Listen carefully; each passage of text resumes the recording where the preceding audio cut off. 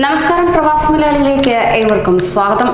ഇറ്റലിയിലും corona സ്ഥിരീകരിച്ച സാഹചര്യത്തിൽ ശാരീരിക അസ്വാസ്ഥ്യം മൂലം നോമ്പുകാല ശുശ്രൂഷകളിൽ വിട്ടുനിന്ന് മാർപ്പാപ്പ ആയതിനു ശേഷം ആദ്യമായി പോപ്പ് ഫ്രാൻസിസ് ശുശ്രൂഷ നിർവഹണത്തിൽ നിന്ന് വിട്ടുനിൽക്കുന്നതായി അറിയിക്കുകയുണ്ടായി.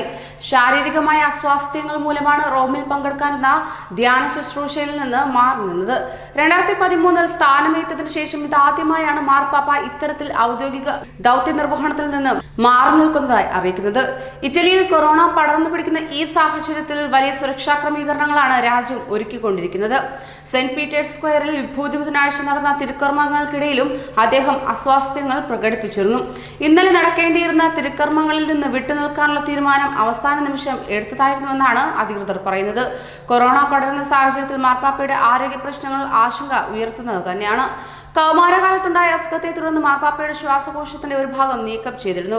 ഇറ്റലിയിൽ കൊറോണ ഭീതി വിതയ്ക്കുന്നത് കൊണ്ടും മാർപ്പാപ്പയുടെ ശാരീരികമായ അസ്വസ്ഥതകൾ പരിഗണിച്ചും അദ്ദേഹത്തിന്റെ ആരോഗ്യകാര്യത്തിൽ വളരെയധികം ശ്രദ്ധ നൽകേണ്ട സമയമാണിപ്പോഴെന്നാണ് അധികൃതർ പറയുന്നത്. 1950 ശേഷം ഇതാദ്യമായാണ് ഒരു മാർപ്പാപ്പ ഇത്തരത്തിൽ നോമ്പുകാല ശുശ്രൂഷയിൽ നിന്ന് വിട്ടുനിൽക്കുന്നത്. വത്തിക്കാന്റെ ഗസ്റ്റ് ഹൌസായ സാന്റ മാർട്ടയിലാണ് അദ്ദേഹം ഇപ്പോൾ വിശ്രമിക്കുന്നത്. വിഭൂതി ബുധനോടനുബന്ധിച്ച് നടന്ന ശുശ്രൂഷയിൽ പങ്കെടുക്കാനെത്തിയിരുന്ന ആളുകളിൽ പലരും മാസ്ക് ധരിച്ചായിരുന്നു എത്തിയത്.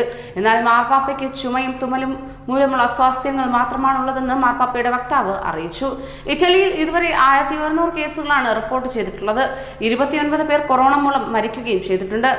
കൂടുതൽ പ്രവാസി വാർത്തകൾക്കായി ഈ ചാനൽ സബ്സ്ക്രൈബ് ചെയ്യൂ.